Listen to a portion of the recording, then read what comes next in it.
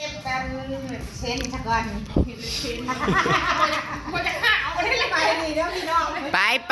ไปเฮ็ดเวียกผู้สิทายคลิปนี่แห้งกะว่าบ่มีอันเพิ่นว่าบ่มีโมเมนต์อันพี่น้องแตกสวดๆอยู่จ้ายามมีเวียกก็แตกสวดๆอยู่ค่ะ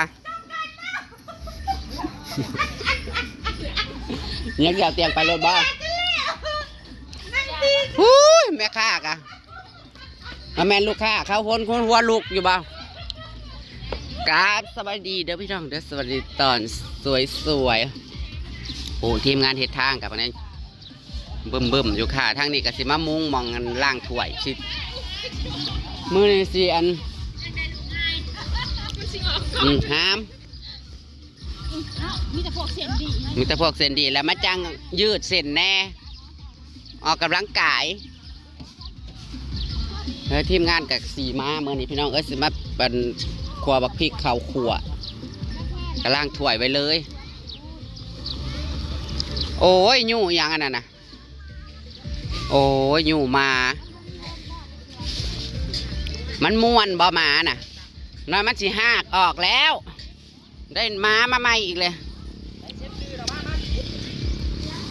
เสียมเขาอยู่ใส่ปะ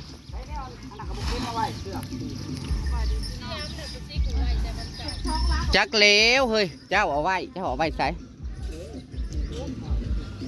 นี่พี่น้องลงมาซอยกันขัวบักพริกข้าวขัวปรึกษาหาลือเตรียมงานได้พี่น้องเลยยังลายมืออยู่กันโอ้สิมากินแต่เบียร์มาเห็ดเบียกแล้ววะแล้วมักลองเพลงเลยฟังกันล่าง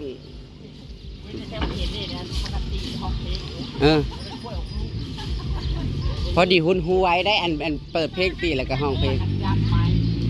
บ่มันให้มันไล่ลงพี่เลย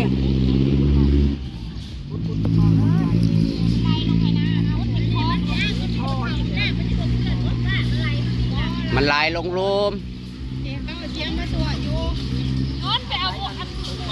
แหมเด้แล่นมาหากันอีกเลยแล่นมาหากันเลยอย่าแล่นลงขี้มูอีกเด้อชูเด้ออย่าพากันหยอกกันลงขี้มูเด้อล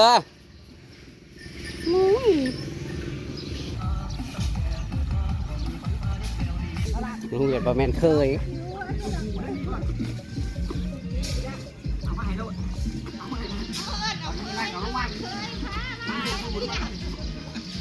มาปลาฝนกันเฮ้ยจะอันก็ได้เคยมาได้เคยคนได้เคยมา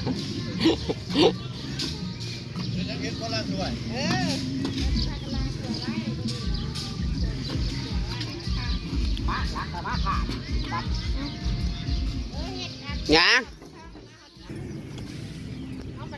มึงล้างถ้วยจ้าแล้วบริฟังบ่ตัวนี้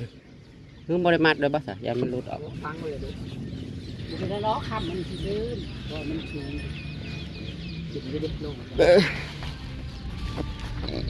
เอาถ้วยล้างสาม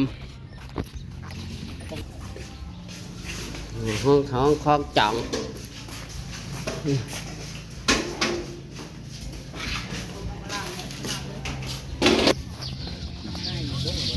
ฮะอะไรความตัวได้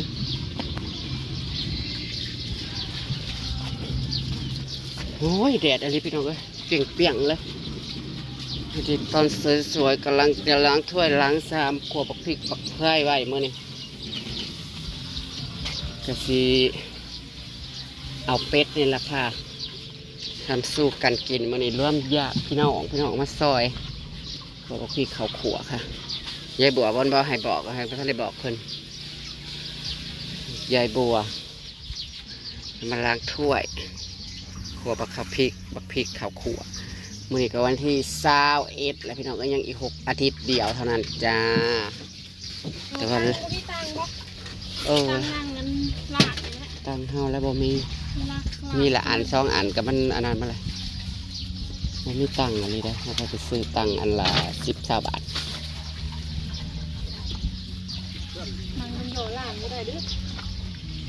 มึงไปหาเอาโหลดตังที่ชมพูแถวๆนั้น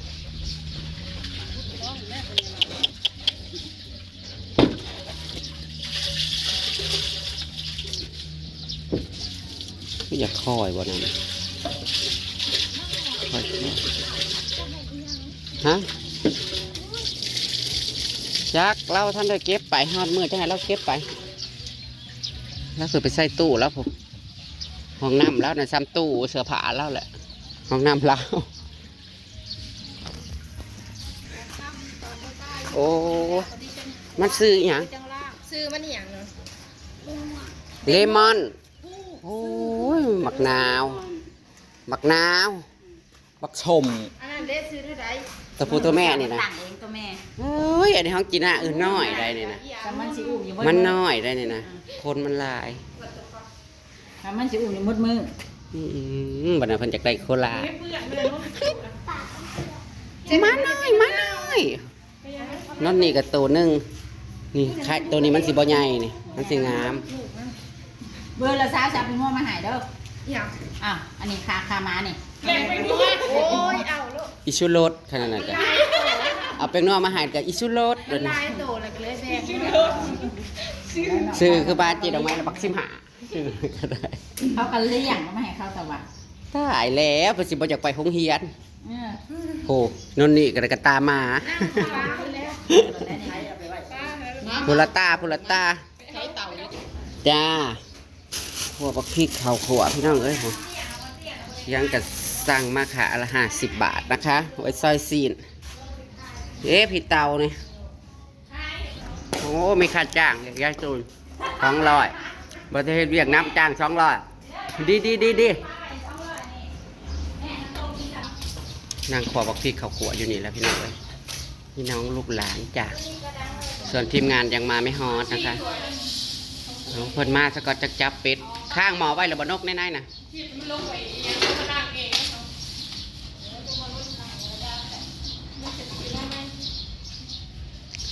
ครัวอยู่นี่เพราะว่าครัวในครัวมันแออัดมันสิจามหักมือนี่ผัดบอลลมพี่น้องเอ้ยเงียบสงัดบ่มีเฮ็ดอะไรฮะไม่มีบริหารจะได้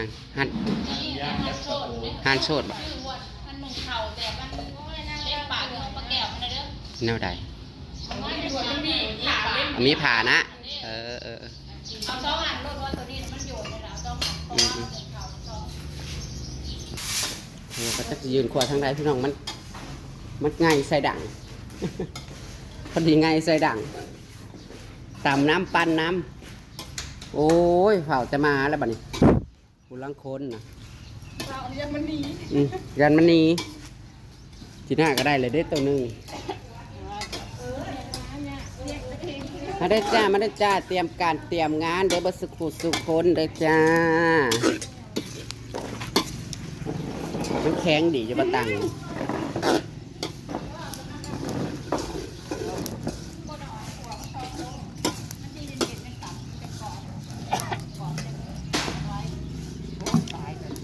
ครัวเขามีโคกใหญ่อีกอันหนึ่งบ่โอ้ตำเอาบ่ตำน้ำปั้นน้ำจะเสียว่าปนกันว่ามุนกันมันมุนกันทำปัน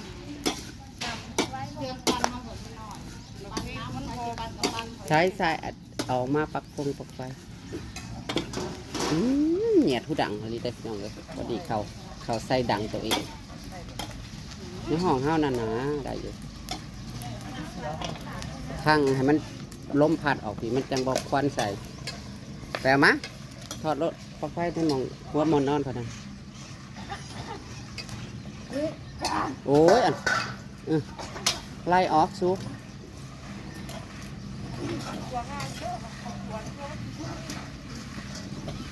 แบบสีห้อนหนาโน้นนี่มึงอย่ามาใกล้งานไม่ใหญ่แน่นะพี่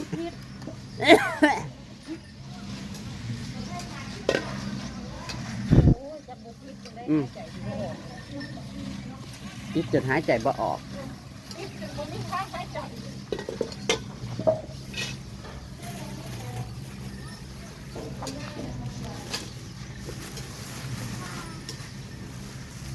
ทีมงานก็ยังไม่มามันสิจ้างหมดพีกเลยนุ่นไม่มาโอ้ยทุกทีพลาดแต่มันสิหายใจออกอยู่ ไปเลยที่พ่อพูดไปเลยที่ไม่จังหวะนั้นมันฮ้อนโน่นเอ้ยกระบะมาแล้วเราไปขึ้นเขาจ้ะ สัมภาษณ์เลยแม่อีกนะได้มาวันนี้ ไอ้เขาได้คุณ วันนี้ได้ภาคหนึ่งเป็นสิบปีแล้วแบบนี้ ก่อนยังไม่ได้ล้าง นั่นกันจะหงเราบ่ทำเอ้ยพอแล้วจะหงเราบ่ แห้งนี่แหละปะจ๊ะเอามาตับวันนี้ในบ้านก็งดไปอันเฮ็ดกับข้าวจ้าเตรียมงานแล้วก็ไม่ได้ไป วันเดียวค่ะพริก2 โลก็น่าจะพอแล้วแหละนั่นยังออกอีกเลยอุ้ยมันปวดเหี่ยวแล้วมันจะเหี่ยวไปทั่วทีบแล้วนะข้าวนนบักอย่างเงี้ยกับบักเลมอนโอ้ยข้าวเลมอนข้าวนนนี่ข้าวเลมอนดีหน้าได้จะไปใช้ซื้ออีหยังผุน2 ข้าวแล้วกันออกในหนทางเดินทางโคราชค่ะมาแม่รถซีรีส์คอฮะกะทิคั่วกินกันนี่เลยนี่ ต่างคนต่างเมื่อยผู้เฮ็ดอย่างเงี้ย ข้างไว้แล้วหมอนะ เขาจะก้าวไว้ไหน ข้างไว้รถเขาจะไปจับเป็ดกัน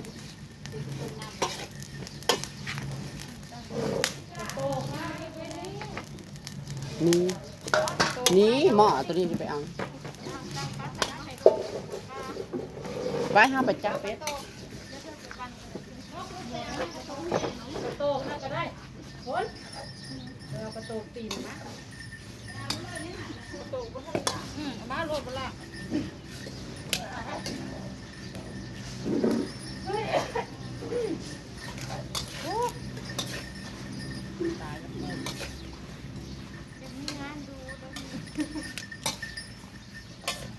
ก็บ่ได้ดูอยู่มันบ่ได้มีเฮิงแบบนี้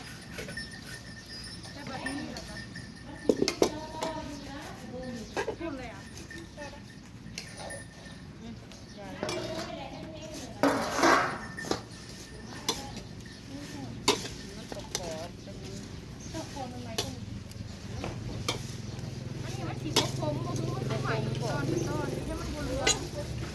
มันใหม่หรือจะมัน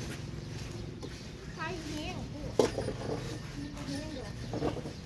พ้นเลยกันไฟแห้งพ้นเลยอยู่แล้วจะว่ามันก็ใหม่เดี๋ยวมันใหม่กันจังเท่าเดิม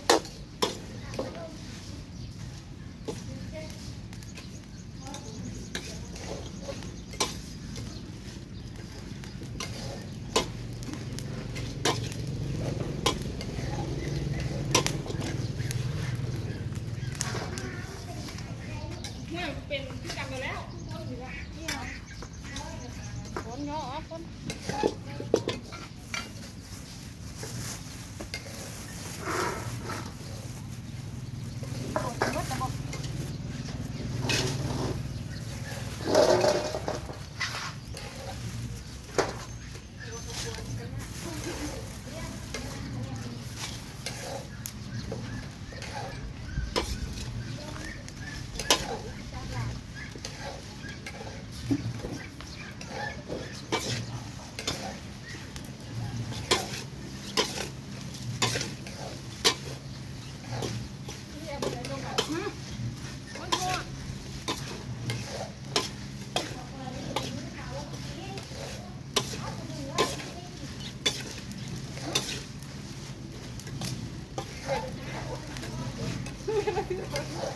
ลูกเขาก็น้ำ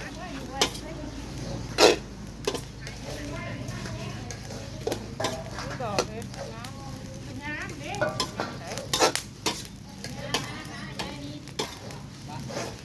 เป็ดเลือดแปลงใส่เท่าไหร่เป็ดแม่ไม่พอ แม่หาตาม หา3 น้ำหาตาม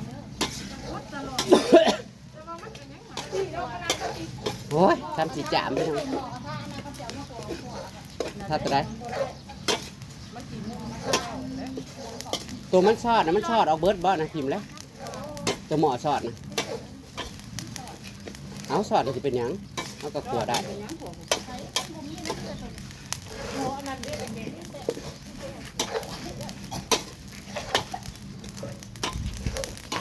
มันซอสพี่น้องวันนี้ข้าวคั่วบักพริกค่ะเดี๋ยวรอทีมงานมาอีกสักก่อนเก็บภาพบรรยากาศไว้ซ้ำนี่จ้าญาติพี่น้องลูกหลานมาขั่วซอยค่ะโทรหายายบัวก็ บัวรับประคันที่ตับคลิปหน้าค่ะเดี๋ยวไปควบเป็ดอีกสักก่อน